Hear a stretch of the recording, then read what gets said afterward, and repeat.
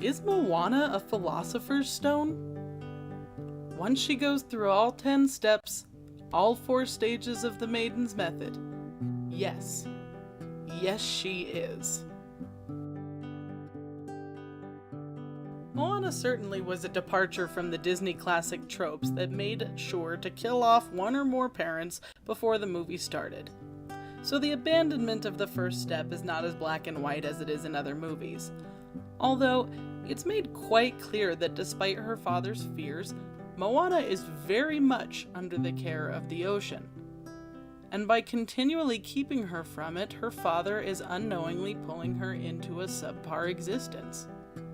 Before singing his song, he says, "You must first learn where you are meant to be." There really is nothing wrong with the village. In fact, they make it look pretty appealing. But when it comes to Moana's true calling, the ideal has yet to be attained. Moana's grandmother has an interesting role in this story.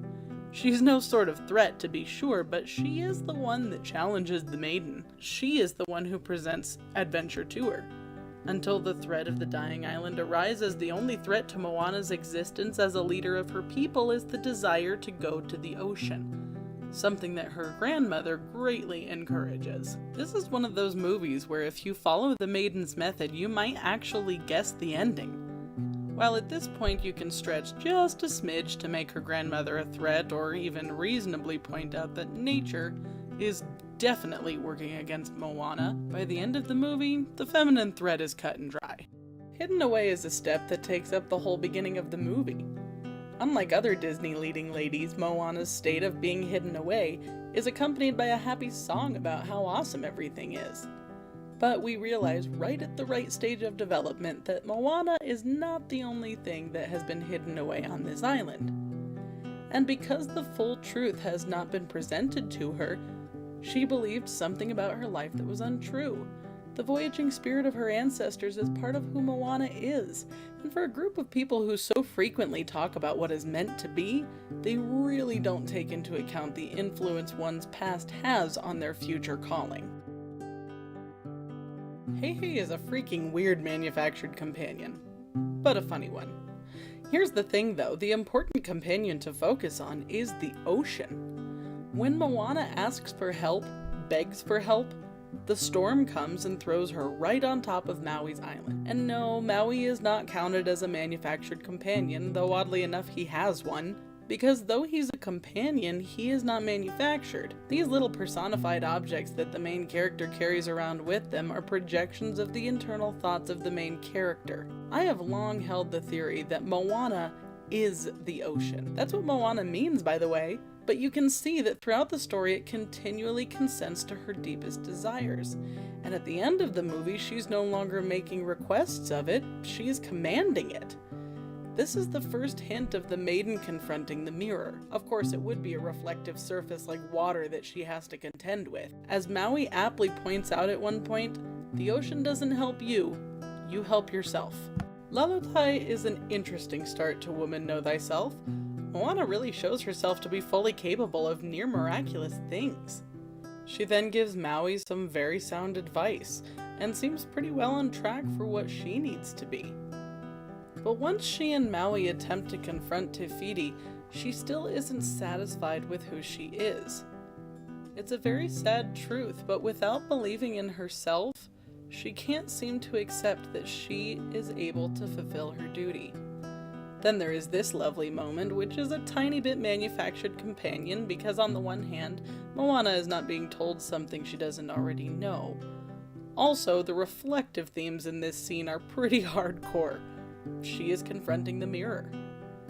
On the other hand, there is a hint of help is on its way, because her acceptance of the help only comes through an ability to recognize what she's already accomplished.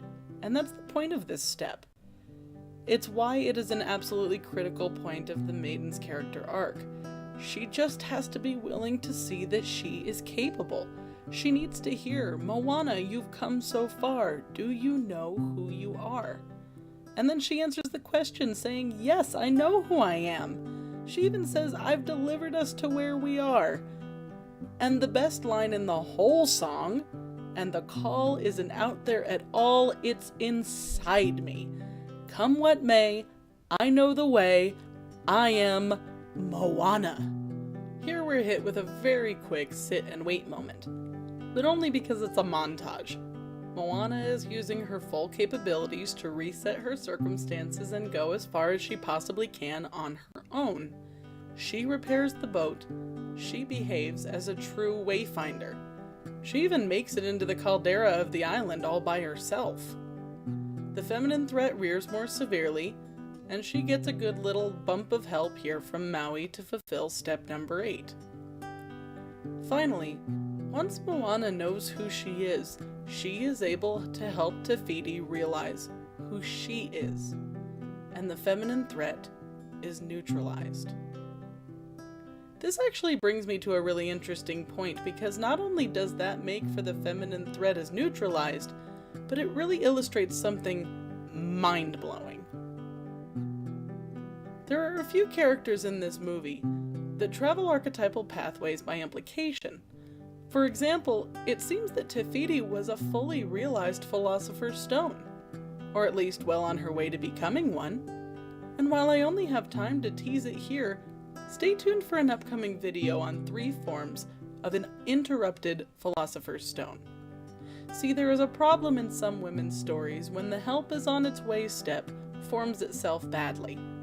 Either the help never actually comes, or the help is not really help.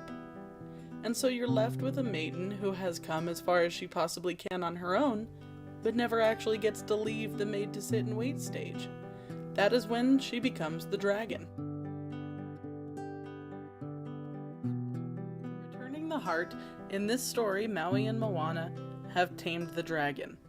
They have restored Te Fiti to a fully functioning Philosopher's Stone.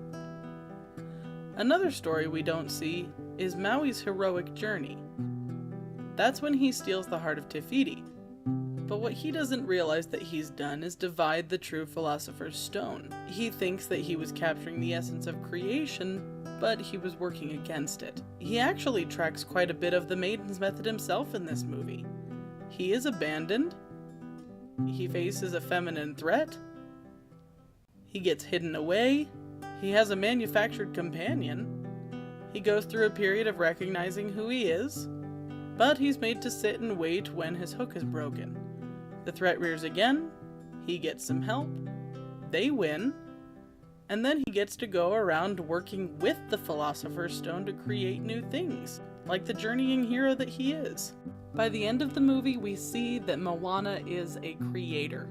She has brought life back to the island, she has reminded Maui of his worth, and she sets off to explore new territories. And that, boys and girls, is how Moana became a Philosopher's Stone, freed to create a happily ever after.